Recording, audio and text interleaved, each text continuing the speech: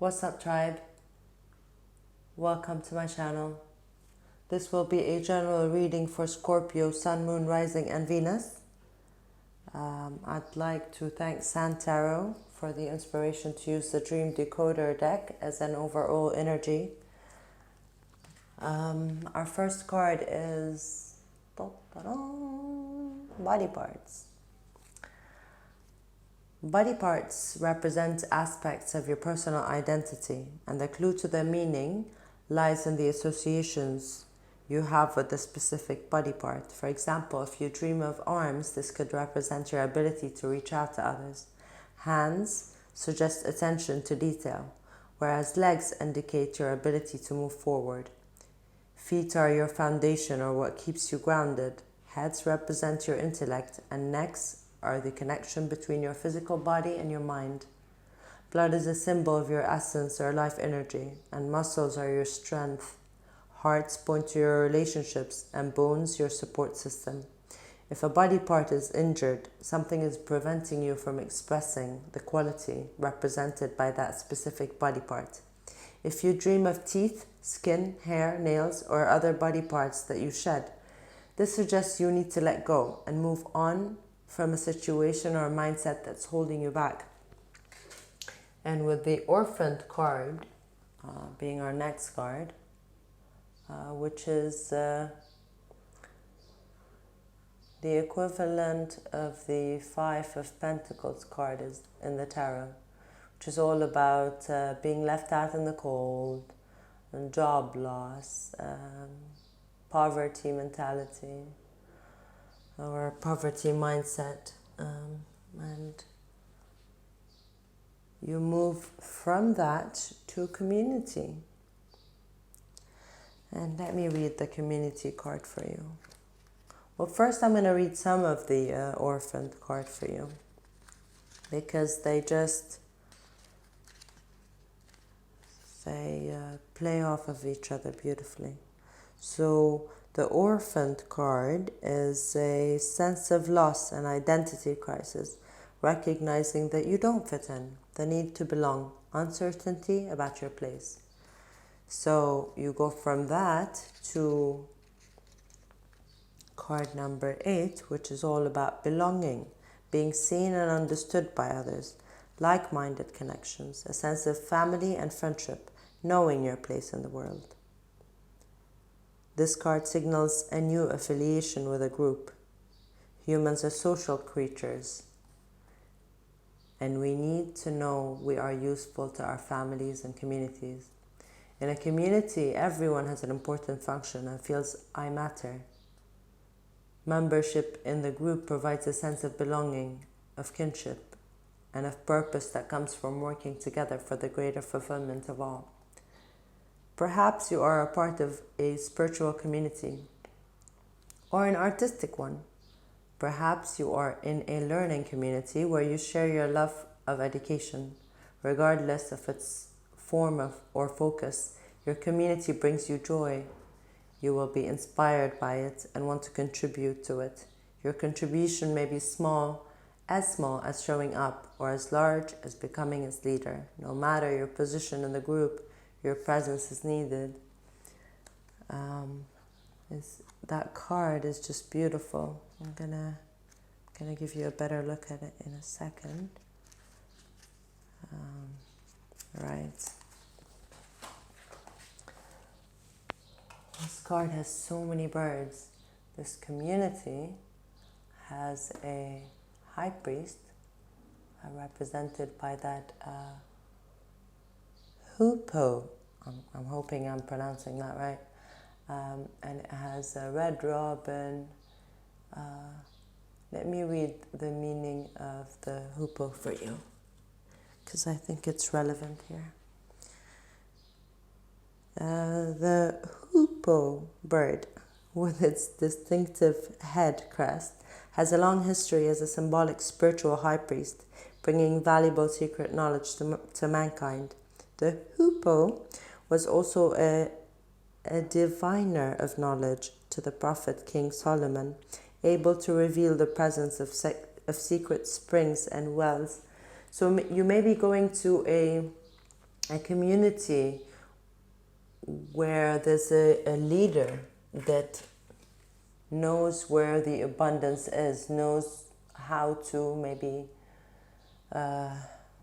create wealth, be it spiritual, physical, emotional wealth for the whole community, or that might just be you. And you need to step into this new community for you to see what your role is.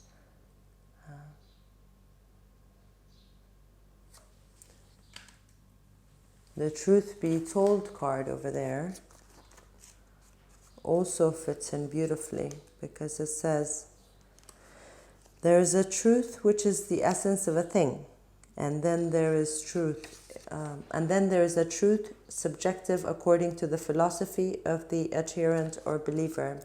This is not a time for debate about which truth is truer. This is the time when you are called to proclaim your truth out loud and be willing to be transparent, honest, and open in your communication with others and with yourself. Nothing less than surrender to what is, peeling off the layers of denial that kept you tied to an illusion, will set you free. Be authentic and gloriously flawed, and Spirit will answer with miracles. And the miracles are indicated by the next card being the Blessed card, which tells us that there are moments in life, out of the blue, it seems that everything has been orchestrated by divine intervention. You feel blessed in ways that are difficult to express.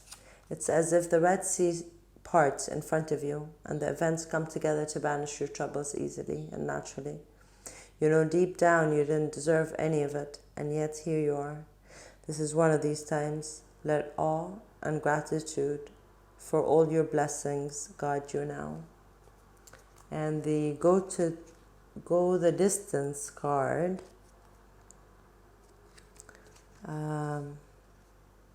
says to bring your dream to life, you must think long term and pay no attention to the fluctuations in the currents of your experience. Joy and disappointment commingle with opportunities, so there's no need to fear the occasional obstacle. Life is not a sprint. This is a reminder that you have endurance, strength, and fortitude to carry you all the way. Remain true to yourself.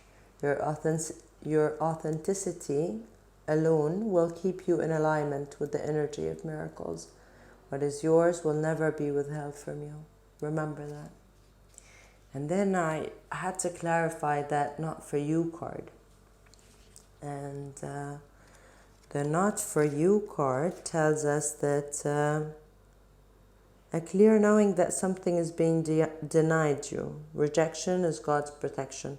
So it's all about something that you want, maybe running towards or leaping for, and you just keep getting a closed door. That's a closed door right over there. And this card was clarified by the Queen of Swords. And the Queen of Swords cuts anything that's not of service to her. So you're being asked to cut off that is obviously not for you. Be it a job, a community. And then the Y card, 31.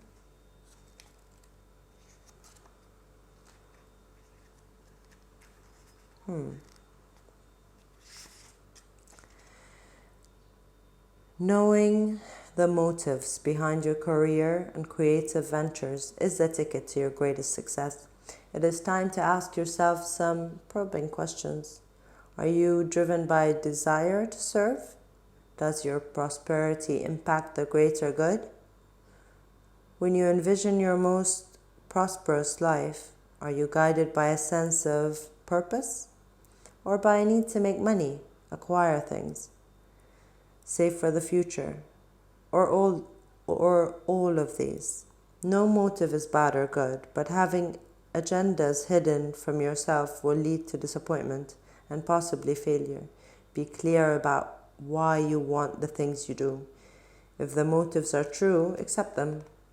If they're not, change them so you can step into your extraordinary life. And I looked up the meaning of angel number 5, 6, 7, 8, because they're all here, and I just thought I'd look that up. And it tells us that if you see angel number 5, 6, 7, 8, the message relates to the field of money and work, and says that it's worthy of respect if you manage to find yourself in work that and are putting your heart and soul into it. This is the basis of well-being, not only on the material but also on any other level of life. So this is clearly a career related reading, or moving from a career to a life purpose. And the 7 card over there, what does that have to say?